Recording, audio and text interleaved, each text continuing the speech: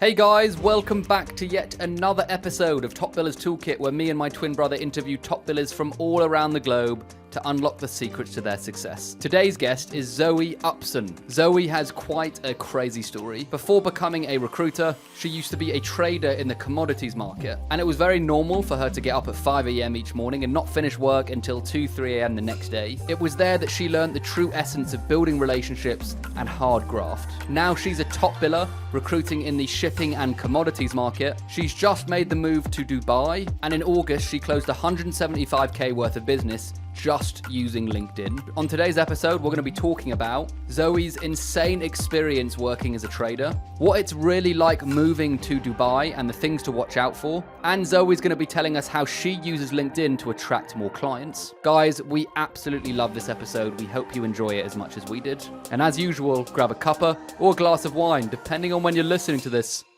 Let's get into it, shall we? Hey Zoe, how are you? I'm very well, thank you. How are you doing, guys? Very, very good. Really good.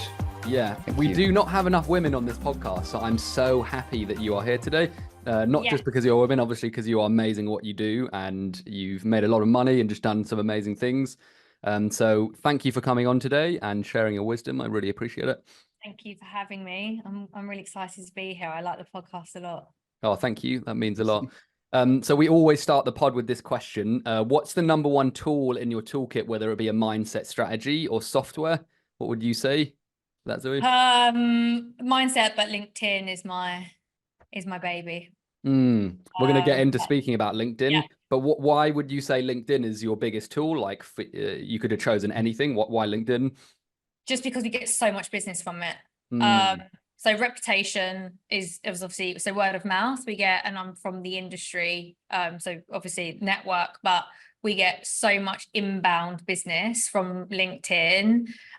It's free marketing, so it's zero. I mean, you pay for your subscription with a Premier account, and your recruiter, but if you take away the recruiter side, just marketing alone, it's free. It's a very, very low cost, and for that and the revenue it generates, like I can't believe there are not more people using it in the way I'm using it. And that always takes my head. Yeah, I was reading a book. Sam, think the same thing. Like, it's unbelievable how few recruiters are taking advantage of it. Sorry, Sam, what are you going to say? No, I was just going to say, because on that kind of free advertising thing, I was reading a book about the old school direct response that people used to do, where they used to email letters or like email lumpy mail to people's houses, and they would have to, spend money and time. It could take days just to get a response, and maybe they wouldn't get a response. And now people have like LinkedIn at their fingertips, so they can post anytime they want to access thousands of people, and these direct response marketers would look at that and be like, you're sitting on a gold mine, and a lot of people just don't use it, which is insane when you think about it that way. Yeah, it's absolutely insane. You don't need to leave your house. You don't have to spend any money. And like there's a lot of, the younger generation, which I'm a big fan of, Gen Z, coming through, and they're setting up these social media marketing businesses, which we now are bringing into our business. But it's just like, I'm like, hold on, just because you didn't want to educate yourself, you're paying, which is fortunes, I think, for what it is, just because you haven't taken that time to learn or incorporate it into your general business model or your day-to-day practice. It's a day-to-day practice for us in our business. So yes, we're small, but everybody has to get on top of using LinkedIn. It's and not to find, if they're looking for candidates, or is to use it in a personal branding in sense. Yeah, definitely wholeheartedly agree with that. We're going to get into LinkedIn because that's a huge part of your business, as you've just said, and we'll get into some figures as well. But what I would love to speak about is you literally just moved to Dubai like 3 days ago. Was it, Zoe? Was it 3 days ago? A week today. Yeah, which is insane. I've got like 2 clients that have moved to Dubai in the last 6 months. So people are flocking there. And I guess I just wanted to start with that conversation just because I'm interested personally. And I know it's probably at the forefront of a lot of people's minds, just moving elsewhere and potentially starting a life in another country. So why did you move there in the first place? Which I would love to know. Okay, so I've been traveling to Dubai for a long time. So if I flew to Singapore with my old career seeing clients, I would always stop in Dubai. Mm. And then what I noticed was there are a lot of people moving to Dubai. So in like 2020, we'd locked down COVID, and I'm talking about generally my industry, with shipping commodities. A lot of expats were treated very poorly in Singapore. They were looking for somewhere else to go. Then you had a lot of people in Hong Kong leave, and then very wealthy Chinese were buying up Singapore. Rent went through the roof. It was eye-watering. So Wow. people were looking for a place similar to that, which is safe, good schools, low tax. So Singapore's about 18%. You saw a lot of people from our industry going there. Then in lockdown, the same thing from the UK is people working from home, and oh well, we're locked in our houses. I knew quite a lot of people who went out to Dubai from the UK and never left. All of a sudden, Wow. there's a mass migration of my industry there. So I'm like, hold on a minute, people are relocating there. Surely, as a recruiter, I've got an opportunity to help people with their relocation. That was sort of the initial where that sort of idea came from. And then just the more and more I looked into it, the more it became a no-brainer option for me and my personal circumstance. So I'm a mum, a single mum. So childcare in the UK is extremely expensive.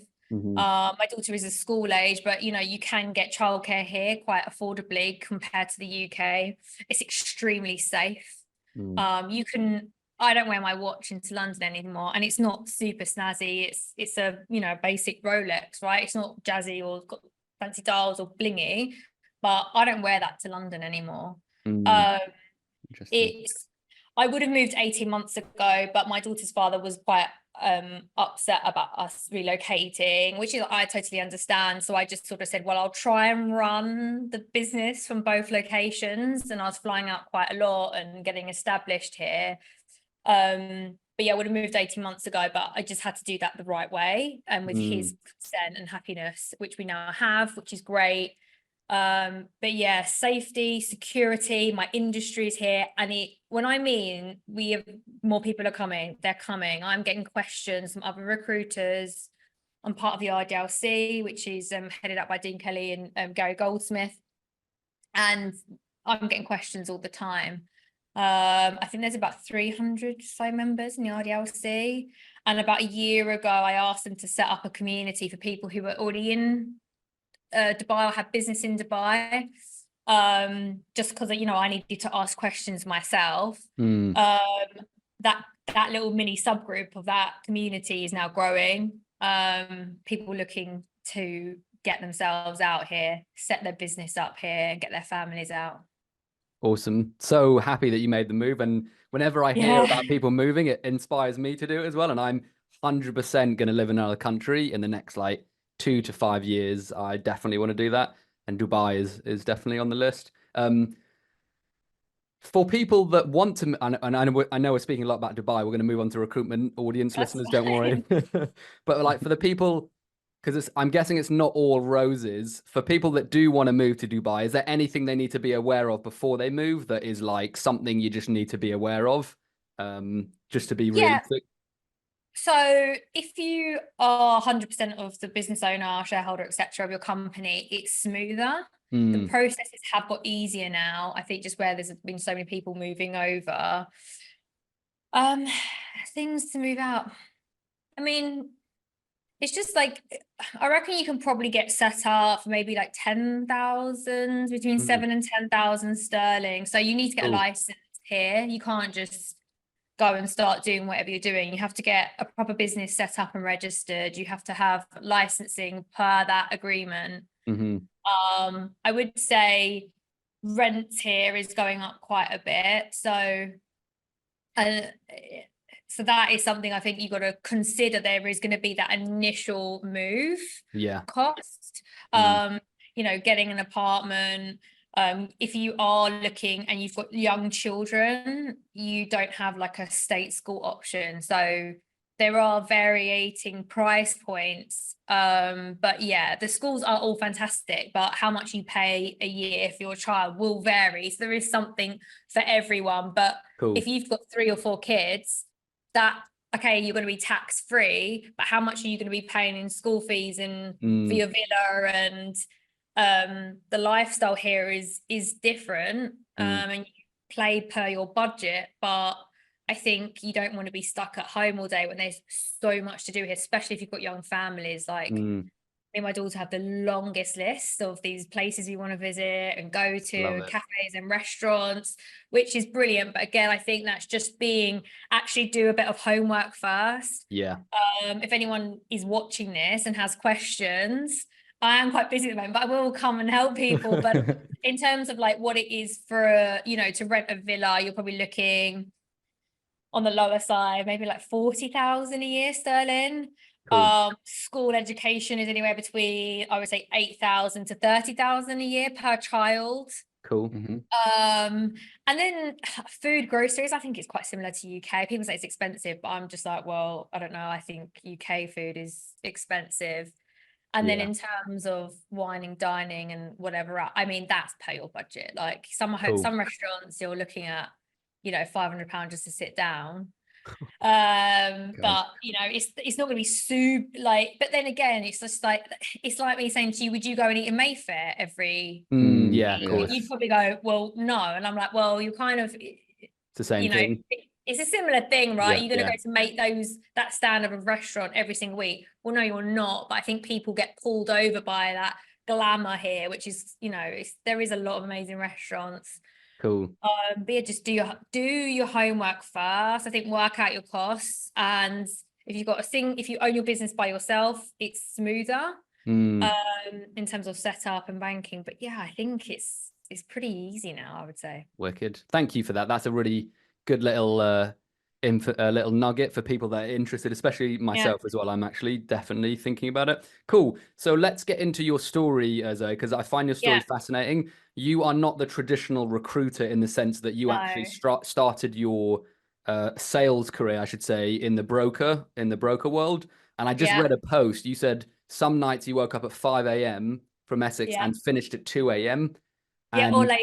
Or later. So I basically want to know, what was that period of your life like? Can you paint a picture for people that don't know anything about that world and what you went through and the difficulty, the lessons, that kind of stuff? Yeah. So everyone's seen Wolf of Wall Street. Love it. One of my favorite films of all time. Why I got into recruitment like 9 years ago. And he talks about when he walks on the floor and everyone's swearing and making noise. When the market's busy, it is like that. Wow. So it is actually like Wolf of Wall Street, where you work.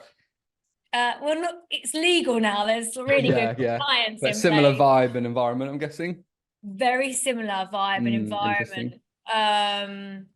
More technology now, and it's sophisticated a little bit, and it has become more politically correct environment. Some of the ways I was spoken to as a junior broker, if that happened now, it would probably get flagged up with HR.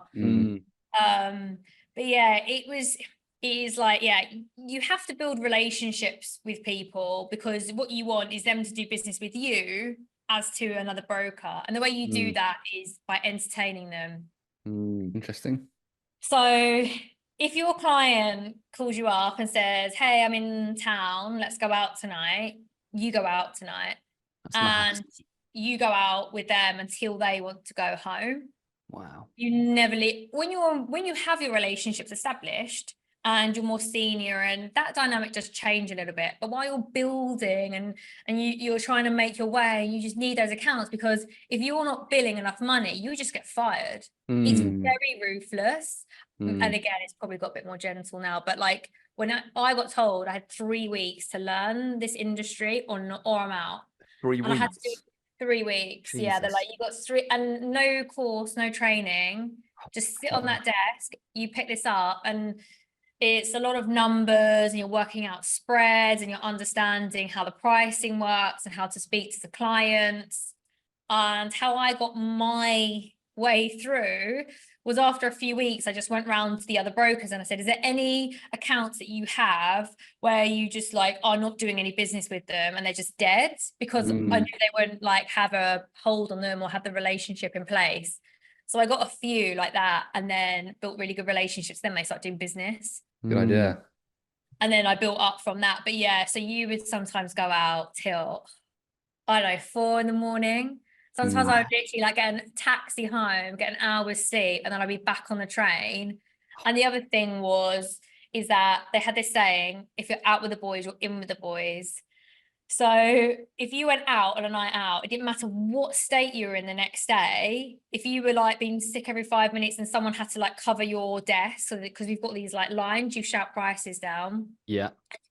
You were like instant messaging like screens and numbers and stuff, so you'll constantly have to talk on there. So your colleague will always cover you, but you're in, it is like a thing.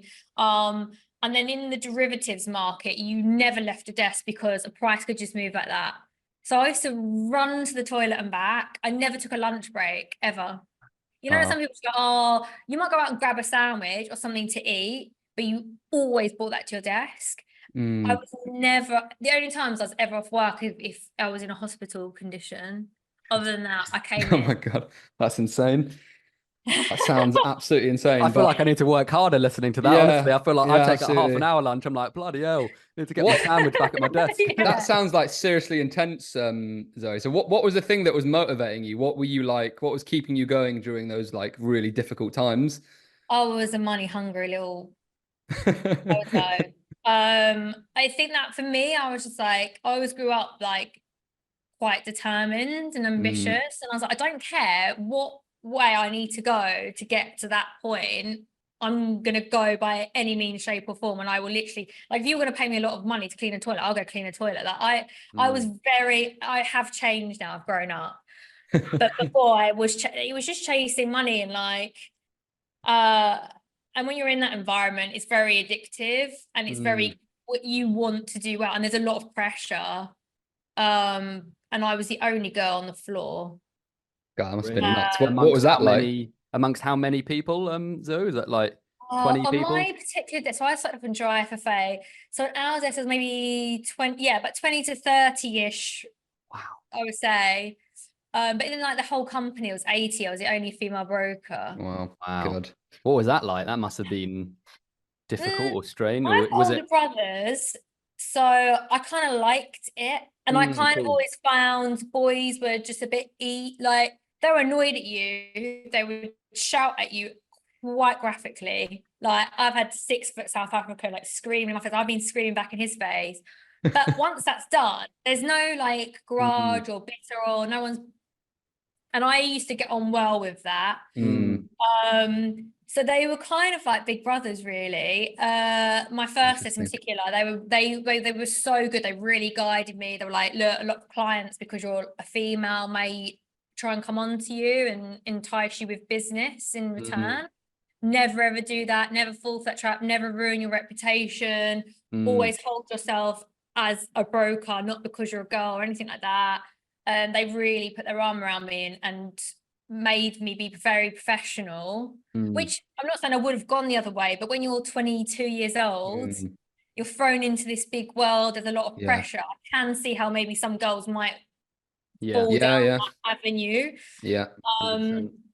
So I never did, luckily, because I had such great boys. And then my levels of like banter and stuff like that. I mean, sometimes it would be, if I told you some of the stories, people listening would be like, oh my God, that's horrific. How can you say that to her? But for me, it was like, they never did anything to harm me. It was always just like Jess banter. So we used to have, when the market wasn't busy, it was a great laugh. Like, you were 12 hours same desk, then juniors would come in, you set them food challenges. Like, it was like a big boys club, but it was fun. It was really, really fun. That's cool. And then when you get, go on. Sorry. No, sorry, Zoe. What were you going to say? No, I was just saying, then when you get a bit more senior, and then you have, like, I moved desks a couple of times, and then you get some that kind of like were a bit threatened by you. You'd often find this like, oh, well, BD's a bit easier for us because it's just something different. It's not like a necessarily girl, but they speak to the same person day in, day out. And then you've got some like young, bubbly Essex girl, like, it's just different for them to talk to. So Mm. sometimes BD would be quite easy and natural for me, and that would create a bit of envy. Interesting. So yeah, there was a little bit of that, which a lot of girls in the industry kind of get a bit sick of, because it's look, we're just here same as you, like, you know, it doesn't have to be like that, but sometimes it can be, but it is what it is. And I know that you run a women's group as well, which we're going to speak Yes. about at the end or towards the end of the call, but Yep. that's just something to take note of. And I think it stemmed from some of your experiences in the industry that you've started this women's group. So we'll definitely speak more about that, but I just want to kind of throw that out there. What were some of the biggest lessons that you learned as a broker that you kind of bring forward with you in your recruitment career? Is there any standout lessons? Absolutely. So we always had to be on our phones. So like, oh my God, I went to the toilet with my phone. Like, I never put my work phone down. And my clients like everything yesterday. So like, you can't, so I'm not slow. I think my pace is quite fast, and my response rate, like, I am always on WhatsApp. Like, unless I'm traveling, and then I'll have an instant respond put on. If someone messages me, I respond, I would say, within minutes, unless I'm super, it's a rare occasion I don't. If my clients need to get hold of me, I'm available like 24/7. Relationship building, I build facts on quality, not quantity. And I say, you build the relationship and the work comes. So that is I would say that where I had to build relationships in broking, and really good ones. Well, like people I did business with 10, 15 years ago, whatever, they're still my friends today. I don't do any business with them, but I still have relationships with them. So you want to make them almost like family. And that's a really strong approach I have, is that people I do business with, I would say, like, yeah, I'll have a relationship better with than any of their other recruiters, and often they'll start with others and then they form a bond with me, and then the others go. So definitely relationship based. And then my work ethic is, I think, quite strong. But I'm not saying I think a lot of people in recruitment are really hard workers, actually, and like grafters, and want to make money, and like are really successful. So I'm not saying I'm better than anyone else. It's just something that I brought along, was a really strong work ethic, I think. Interesting. Just really interested about relationships. Like most recruiters do say relationships, and I think, and I completely understand why. I think everyone has a different way of building relationships. Do you have a particular way in which you go about building relationships, Zoe, that's more successful, that allows you to kind of ingrain yourself with your customers in a better way? Yeah, so I think a big thing for me is like integrity and trust. I'm very honest. Even like, I'll never like lie to a client or say something just to like woo or win them or whatever. Like, if I think their hiring model is really not great and that's why they're not getting talent, like, I'll tell you. But I think that creates some sort of like integrity and trust. I'm very face to face. So a lot of my clients I'll see once a week. Face to face, you'll see them. Yeah, or I try to, or I will speak to them every week, and often as well. So even if it's like springing an idea or how things going, how someone getting on, and more on like I try and stay away from email, more on calls and WhatsApps. Cool. And I don't know what other people do, actually, but I will pick up the phone a lot. Anytime I do a deal with someone, religiously, without fail, I will celebrate with them. Even if it's later on, like, I always try and make sure, look, let's celebrate the person you've hired. Like, we've brought them in. That's interesting. Cool. What would you do to celebrate? Just go out for dinner or something, or would it be a bottle of bubbly or lunch? Yeah, nice. I'll actually go afterwards. So I placed someone actually out here in Dubai. He started this week. So and my client was in town. So he's got business here, but he also lives in another location. So he splits his time between two. And actually, he asked me to do lunch today, and I said, I'm really sorry. If I've got a podcast, I can't move it. Oh, no. Well, the reason you're not going. No, Thank you. We feel privileged. But, you know, I'm surprised. So we're going for breakfast tomorrow. Lovely. Awesome. That's town, really, really interesting. So it's like, sounds like your experience from your broker from being a broker of calling people, building relationships, wining and dining people. You brought that into recruitment with constantly keeping in touch and making people feel special, it sounds like. Yeah. Even if I'm not actively doing business with someone at the time and they're like, I'm in town or I'm doing something, I'll see them. Like if I can catch someone for face to face, even if it's a quick coffee or a lunch, like for me, spending, let's say it was a £200 lunch as to sending a bottle of wine, I get so much more from that conversation, learning more about their business. The more I know about their business and them, the better ideas I can have for them. So, guys, have you not thought about doing this? Have you not thought about setting on that? Why don't you come join our women's group? Whereas if I send them a bottle of wine, just say thanks for the first deal, well, that's nice. It's a really nice gesture, but what, like, the bond's so much more valuable. Do you feel like more connected after a face-to-face meeting with, say, a new client? Like, is it a tangible thing that you can feel quite quickly, or does it take more time? It depends on the person, but I would say once I've gone out with someone for a face-to-face and it's in a social setting, so like an office I won't count, but like let's say for instance I've gone out for dinner with someone, I would say we're set for life. Wow. Interesting. I love that. But I'm super loyal like that, and I'm really loyal. So if I am working with a couple of people in a particular, because commodities spreads across a few markets. Yeah. Let's say for instance I have someone that does metals trading, and then another company wants to do metals trading, and then another one, I'll go, no, I'm for that. I've got relationships. I serve them. I'm cool. Which other people may think I'm mad because it's like turning away business, but I'd rather have lifetime loyalty than quick fixes and quick deals done. So I'm a much longer game than quick fix, I would say. Yeah, love that. Absolutely love that. I would love to move into the kind of BD. I say BD, yeah, it is BD marketing side of things. What was amazing about the message you sent me, and just learning a bit more about how you generate business at the moment, as you said, you don't make calls, you've never sent an outbound message. All your business comes from LinkedIn, and that would make sense that your biggest tool, is LinkedIn. You build 175K in August. All of that was through LinkedIn, if I'm not mistaken. July, and then August we're about 100. So that was July 175, and then this month we're looking to close about 100, I think. Wicked. Again, all from LinkedIn. LinkedIn and like connection, but yes, cool. All our new business, I would say now 70, 80, unless someone's like referred us, which we do get a lot of referral, I would say a mass majority all starts off on LinkedIn.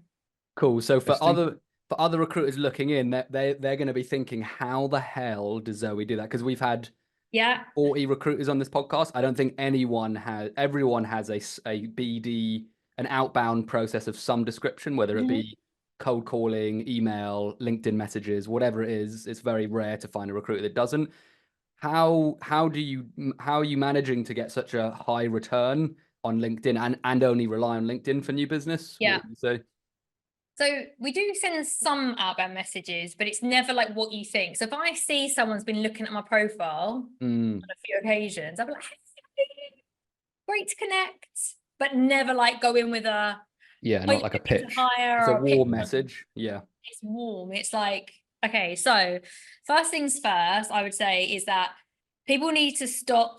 And we've actually, I don't want to throw this in here, we've actually built a course, but it's for people in shipping and commodities, how to utilize LinkedIn, because our industry is so like dinosaur. And I'm like, why are brokers and traders and like the BD side of our world not using this Great now, idea. particularly for their younger people, like for their juniors of training. Like a lot of people have established relationships since the world works fine the way it is, but the new generation's coming through, they're sitting on the desk, they could be busy doing, and they're really strong on tech and stuff. So that's the reason why we built that. But okay, so the reason people aren't using LinkedIn properly. They use it as a sales tool to get leads in business. It's not, it's a networking tool. So imagine every time you go onto LinkedIn, you're going to a business event face to face. Now, if I went up to someone at a business event, didn't make an introduction and was just like, hey, do you want to hire? We can hire for you. They'd be like, who the hell are you? And why are you messaging me? Right. And you got to remember, in our day now, more than ever before, we live in an age of distrust. We don't know who's on the other side of a chat, if it's an AI bot, who we're speaking to, is it an EA sat out in, wherever part of the world, if the images that we're sharing are genuine, if they're true. It's a big age of distrust, right? And more than ever before, we're behind the screen than we are face to face. So I always say to people, like, if you use LinkedIn as a form for people to get to know you, right, it's going to allow you to form some sort of trust before you even speak to them, right? So I always say you've got to do a lot of massaging on LinkedIn first, and that's engaging, right? So it could be liking, commenting, creating your LinkedIn as well to actually be organic and genuine, right? Because you want to clear, if you're following people and they're all, I don't know, other recruiters, but they're not, and you're in construction, you need to shift that to who are the guys in construction or pharmaceuticals or the particular niche that I want to be developed in. Your whole LinkedIn world should be around that, I would say at least 70-80%. So like, stop engaging with some lady is posting a kid of her first day of school. It's nothing to do with what you're doing, right? Because what you're trying to do is you're trying to build this network that's genuine, that's organic, that is coming from a place of integrity. Like, people look at my LinkedIn, they would be able to tell you, oh, Zoe's a single mom, she's originally from Essex, she's got a daughter called Beatrice. So all of a sudden, I'm not just this person that's coming in hard selling you. I'm a real person who's got a story, and that I'm sharing my story. I share my life. Sometimes I did a post once that was about like, and this is what a working mum looks like. And my daughter's sat on my lap and she's got a reading book and I was still working. So it's just creating almost that level of trust, I think, first of all. And I don't think people realize how powerful personal branding is. And I've spoken to Gary about it before, because he's like, oh, it's unusual, like, you do well for it, but it's not like the classic way. And he's like, it's different because, maybe like if you're a girl and stuff. And I think, no, that's not the case. I think you can do podcasts, which again, show you who you are, how you sound, how you talk. We're talking about my story. Sam, you were saying, I'm thinking about moving across to Dubai. I now know that information about you. That creates some interest or familiarity to reach out. Oh, actually, I'm thinking about moving to Dubai. Like, from this, maybe I'll probably get a message from another recruiter that says, hey, I'm thinking about getting out to Dubai, or I'm thinking about using LinkedIn more. And again, it's just by being yourself, being genuine. And then it's making sure you're engaging a lot. So the reason why LinkedIn, I feel, is so powerful is that every time you comment, that pops up somewhere for someone, right? So every time, I don't know, I'm there engaging, commenting with someone, if they've had a morning meeting and they've said, oh, right, okay, well, blah, blah left, so we need to replace whoever, and the head of the desk has gone, oh, yeah, because they've thought of me, because I've commented, I've just popped up in their face. I haven't done a sales call, haven't reached out to them, but they've been bored at work, or, we're all guilty of scrolling, and they're just scrolling through LinkedIn, and it's, and then it's like, oh, Zoe, I pop up. And they're like, and that's why sometimes I think I get that first call, because they haven't had to go on to Google, they haven't had to look out, they haven't got, oh, who was that recruiter again we used 2 years ago for whoever. And I think that's where the power is in it.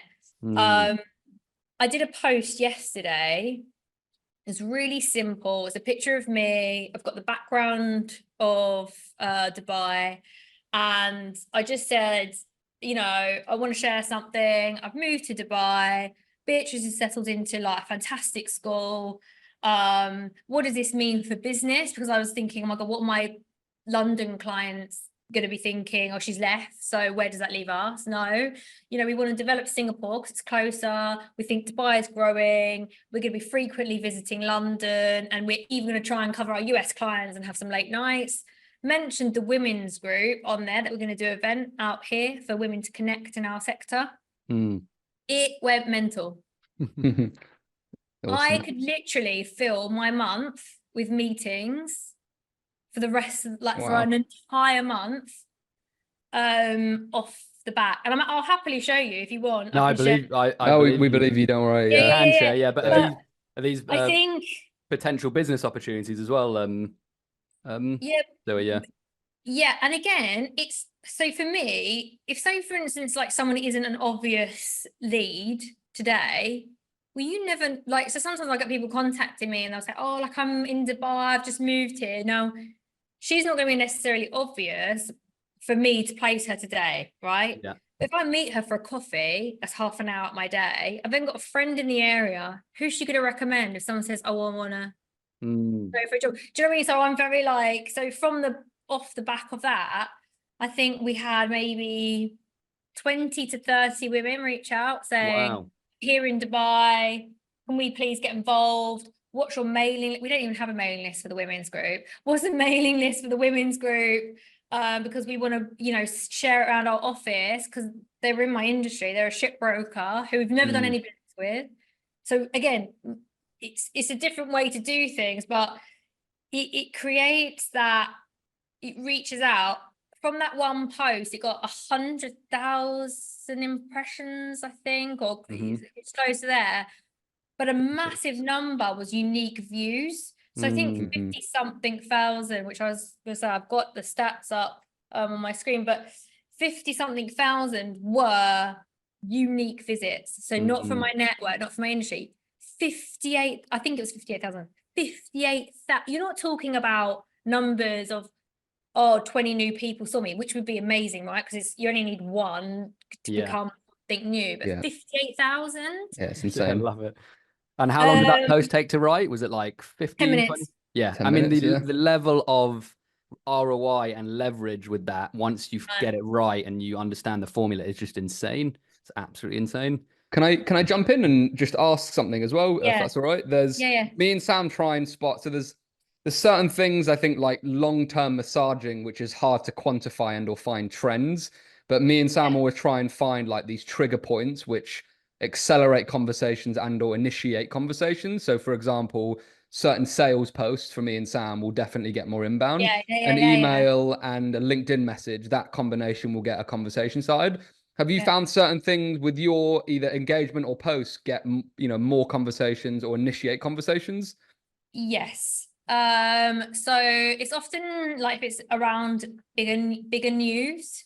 So like something that's quite like a big, you know, top 29 women in the industry, super proud, blah blah blah, or I've moved to Dubai, or I've set one, I set up in Dubai. That was huge. I just put about me, I'd set up in Dubai, and there's a picture of me sat in sushi summer, I think, here with the, you know, that the palm in the background, whatever. Good images. Now look, people could maybe say, oh yeah, but there's some types. I was like, oh yeah, but it's a girl. I'm like, no, sorry. A good, clear image, right? It's totally just agree. You know, something that's, because as well, it's someone's face. It's quite likable, right? There's someone's there smiling, or someone's, you know, I think when there's like some sort of news or achievement, or if I speak about stuff that resonates quite strongly with people, which maybe is like a teetering on the line or taboo subject, or things that people don't really like to talk about or wouldn't normally, if they're working for someone else, be able to speak on. They typically go quite big. So yeah, I think that is one thing that which you can't do all the time, right? I don't have these like mega posts, and then sometimes I'll do a really good picture and I'll do like top tips or advice, or like what I've learned from XYZ. They do well. Yeah. So yeah, there are clear things that are definitely do better than others. And I know, like on YouTube, if you have a lot of like script across the front of your, let's say the I don't know what you actually term it, as like the point where people can just see the original image of before they click on it, it's sort of text and thumbnail. stuff. Thumbnail, thank you. Yeah, no worries. But I find that thumbnails on certain platforms, the louder and more pictures and stuff they are, I find on LinkedIn they do the worst. If I put my logo on something and I don't put my logo on something, the ones I don't put my logo on do better. That's so interesting. The more I natural don't it know is, why. the better, basically. I just think genuinely, the more, I think because LinkedIn's so corporate, I know it's, you know, I think sometimes when it's just quite genuine and it's not pushed through sale, that warms to people a lot more. Really interesting. That's really interesting. Yeah. That's so, I've definitely got some great, so good images, news achievements, milestones, controversial topics, it sounds like, which is great. Yeah. Tips and advice. So that's awesome on the content side of things. What about the engagement side of things, Zoe? What about because you said, you mentioned you kind of start these natural conversations. Is most of your business kind of pure inbound, or does some of it come from, like, you know, starting those conversations as well? Yeah. So polls. Don't underestimate polls. Actually, Gary Goldsmith, because if I talk about this and he says, hey, I gave you that idea, he'll probably have it. But he actually did give me this idea. So polls, you might go, what are the 4 issues that we forecast for traders in 2025? And it could be economical or geopolitical issues, or, you know, whatever the answers could be. 4 true answers. People start interacting with that. Now, on LinkedIn, you get some people that just, like, I call them like doom scrollers, or like the lurgers. They're the ones like hiding in the bushes. They don't want to get involved, or they just literally want to think. They get involved. They're the ones. That's where we see those shy ones actually contribute, I find. Yeah. It's also a fantastic marketing business tool. So, you know, for example, we recently have done some recruitment days. We run a whole recruitment day. We do a whole big process, like, to the lead up for it. So we put them through all these rounds of testing, and then we have them on a day, and there's like 10 of them, and we put them again all through these rounds, and then I have to do a social after. It's really intense. But we're left from maybe like 300 to 500 candidates down to 10 superstars. And sometimes the company only has like space for 2. So we're left with, you know, 8 good candidates who we would love to get a job. So when we know this is happening in the run up, we maybe talk about what do you want from, you know, a junior? Is it work ethic? Is it education? Is it a sporting background? Now they might click sporting background, work ethic, That leads us to have a conversation with them. So thanks so much for responding to my poll. These were the results. Oh, by the way, and it can lead into that conversation. Or, you know, where would you like to live in the world? What city would you live in? Well, click Dubai. So it's a good conversation. Oh, by the way, I'm moving to Dubai myself. If I see any, you know, start talking. And if I see any opportunities there, would you be interested? Yeah, brilliant. And then sometimes people come to me off the back of that and say, oh, that's like a really interesting thing, or I'd like to see the stats of it. But typically that's our most outbound reach, I would say. And just to add context to what you're saying, and this is why this is so genius what Zoe's doing, is that on polls specifically, when people choose an option, their profile comes up, and it's one of the only features on LinkedIn where you can actually, you know, respond to the people, because your 50,000 impressions unique, you can't see a lot of them on LinkedIn, which is annoying unless they like or comment on your post. But with polls, if they interact with it, you can follow up with them, and you can make the poll really specific, as Zoe said, which makes it even more targeted with the person you're following up. So I think that's a great strategy, Zoe. Yeah, no, it's that one is really good, particularly to sort of like to break the ice, to get a conversation going, right? And people are never offended by it, right? They are engaging well. You can go further from there. I'd like to, you know, form you know, a webinar, a round table. Let's get talking about a subject. Let's create a WhatsApp group. Like, there's no end with what you can do with this platform, in my opinion, and what it can lead to. It's just finding out your niche and what you talk about. That's another thing as well. Like, have some clear subject points. I think, like, you guys are very focused, right? You've got a podcast talking to top billers, so you can share with other recruiters what other people are doing that's different, right? And maybe we can learn something from it and maybe not, but it's interesting and you know, content for other recruiters. That's your thing, that's your niche, that's what you speak about day in, day out. Yeah. So I say to people, like, find what actually, and be really genuine about it. Like, I love doing my women's stuff. I've always been very, like, particularly last year and a half, pro Dubai, so lots of Dubai talk.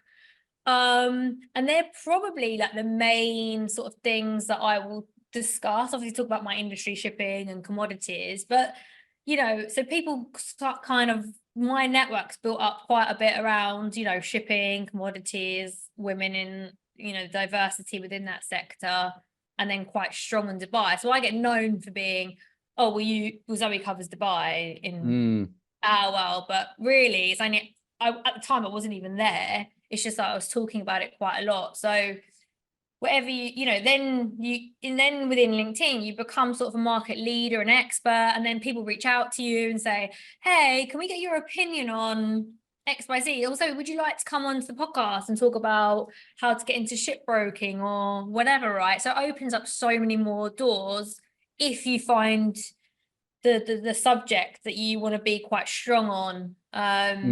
Love that. Can I just, sorry, Sam, I'm going to jump in for one last question course. before I put, so I just, the polls was really interesting. And the example that you gave, though, it sounded like that was more candidate focused. Have you found the particular angles that reel clients in more so than others for polls in terms of what gets them interested and or engaged? Yeah, I think actually, to be fair, it does end up being a bit more candidate led, because we'll have the job or whatever, or the thing that we're sort of handling, and then that way. But yeah, you could probably do, oh, I don't know, I'm just trying to think now of some examples of which you could put out, but you could definitely work it that way, right? But I'm guessing your market's more candidate led, am I right in saying, which is why you're focusing on candidate? Is that right? Or what's your feeling? Or it's just been more successful for candidates?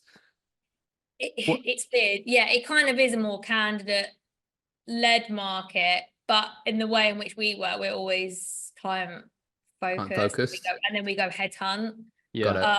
What I got from, sorry to interrupt, Zoe, what I got from what you said is that you're actually asking the decision maker what they're looking for in a candidate. And so you will actually get decision makers voting on that. So even though it's a candidate subject. Oh, got it. Sorry, I misunderstood. That makes sense. Yeah, that's what I got from it anyway. I don't know, correct me if I'm wrong. So it was actually aimed at clients, but it's like, so we knew we had the talent, and then we wanted to say to them, like, oh, are you interested? What do you look for? Got it. Sorry, I misunderstood. Yeah. That makes sense. And then sometimes we'll like ask people like, oh, I think Ben works for me did once like what does he prefer from his recruiter, to meet for a coffee, to speak on the phone, and then that's a perfect way, isn't it? Oh, meet for a coffee. Okay, do you want to meet for a coffee?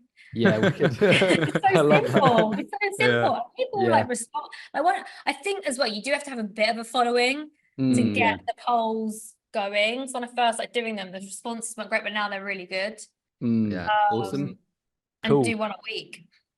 Yeah, brilliant. Great advice. Can't believe how quickly the time's gone. I would love just to jump in to speak about your women's networking group. I think it's such a cool thing that you're doing. Can you tell me why? Because you're very busy. You've got a daughter. You're running a company. Moving to Dubai. Seems like you're doing 1,000. You're setting up a course. You've got like 1,000 things on the go, and you've got a women's networking group. Why do the women's networking group? What's the passion and idea behind that? So when I was a broker, only girl on the floor, I was like, I'd love to have, why aren't more girls in there? This is epic. I'm flying all around the world. I'm going to the best restaurants. It's all like paid for by work. I'm making really good money. Like there's not many of us. Like there's a big gap here, which never used, like I could never really inspire girls to go for it. And then when I was head of a desk, I wanted to employ an all-female team. I thought it'd be great for PR marketing. I think it'd be different to have. Some did try. I got the go-ahead from my boss. He said, go and hire all-female brokers then. So awesome. Like, couldn't get anyone. Oh, really? Wow. Yeah, like literally like no one. And then a client recommended 2 girls to me. They worked for Shell and they had such fantastic, like we met up. They had such fantastic packages, and how much they were earning was like, I was like, oh, start off as a junior broker, don't do that to yourself sort of thing. But we had the best night. We just spoke about the market and what it's like being a girl, and we shared stories and whatever else. We're like, oh, we should do this again. So we did it again, but we said, oh, everyone bring another girl from the market. So then we were 6. And then same thing again, everyone brought someone else, and then suddenly it was like there was 12. And then there's these International Petroleum Week runs every February, and all people in the oil market fly to London. So I did a women's breakfast, but I always chose like nice like locations and not like a stuffy corporate vibe or feel. Every woman that went loved it, like, oh, this is amazing, I want more of this, I want more of this. I was like, okay, I'll do another one next year. And then we went to do our first sponsored event. Lockdown happened, and everyone was like, do webinars, and I was like, no, like the thing is about, and I'm very, you can tell I'm very face so like I was like, the thing is we need to get together and enjoy it, because and then that goes out on social media and people see this like women's event, and one we had sponsored by Joe Malone, and it's a super glamorous event. There's canapes. It's not like this stuffy corporate thing where you've got to sit and watch a panel and, you know, you've got a lanyard. It's all about like swapping cards. It's like girls getting together, having a chat, and it's just grown and grown. And it's actually like I could probably run it as a business itself, but I don't have the time. So anytime I get an opportunity to just run an event, I will get sponsorship from people in the market, and we just put an event together. So the last one, we collaborated with the biggest newspaper in shipping, which is Tradewinds, and that was in Greece, in Posidonia. So we often do them off the back of, you know, another major sort of event, because we know a lot of people are together at that point. I think we had like over 150 people at that event. So you think you started with 3, just really organically.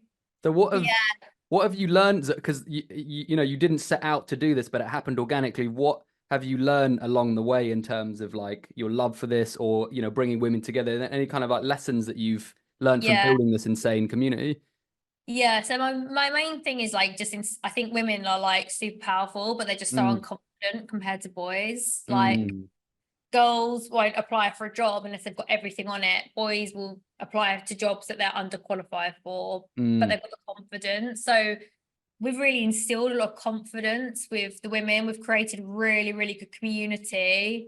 It's like we've also created a safe, non-bitchy, I don't know if I can say that word, but anyway, a space. So it's like you can come along, you can let your hair down. It's all hugs. It's not stuffy, or it's not corporate at all. It's like girls getting together. It's not, you know, it's like very non-bitchy, non-clicky. Like, we don't care what you look like, where you're from, if you're junior, if you're senior. There's no hierarchy there. It's like me, the organizer, and then everybody is like, I organize it, but I see myself as flat with everyone else. Do you know what I mean? Like, yeah. So if a young girl comes along and she's doesn't know anyone or whatever, she's just like treated like everybody else is, like as special as the CEO or the ladies on 15 boards and is earning 500 grand a year, you know, like, you know what I mean? It's awesome. Is there one moment that's happened so far that's kind of brought that emotion in of the journey so far? Is there like a one conversation you had with a woman, or like one, I might be clutching at straws here, but I'm just curious. There's one thing you remember from your journey? There's been a few times. There's been like a few things. I think like I've helped a couple of girls get like pay rises or bonuses, or be in a safe space where they can off-let, and that's meant a lot to them, right? And then like there was the last event, I had 2 girls come up to me, and it was like, oh, Zoe, like we follow you and we're so inspired. And that I was like, really, love that. Because I don't do it for that. Yeah. But when someone, then it kind of like blindsides you, like, oh my God, like I don't think of me like that, but it's so nice you think of me, and that actually is making an impact. And sometimes I'll have women pull me aside and say, like, you know, I was at another event, but it wasn't my event, it was just an industry event. And this mum was like, oh, thanks so much for sharing your stories, because I get so much mum guilt being a working mum. But when I see you posting that you're doing all these things and you're a mum, it makes me feel less guilty. And that meant like loads to me, because I was like, yeah, I totally get that. Like, it's okay to be, you know, this like hardworking boss and also have a family and not feel bad about it, because we get mum guilt. Like, it doesn't matter who you are, if as a mum, you'll always feel bad about something. So That sounds where amazing. should women go if they want to find out more about your community? What's the best place to go to? So yeah, so we have a private group on LinkedIn, which you have to, it's invitation only, because it's just a safer space if people want to share, or we sometimes share images of the events from there, and we don't want to just put them out for everyone to see. We like to keep that safe space. Cool. We've also got a website, which is womentogether.uk, and you should probably change that now.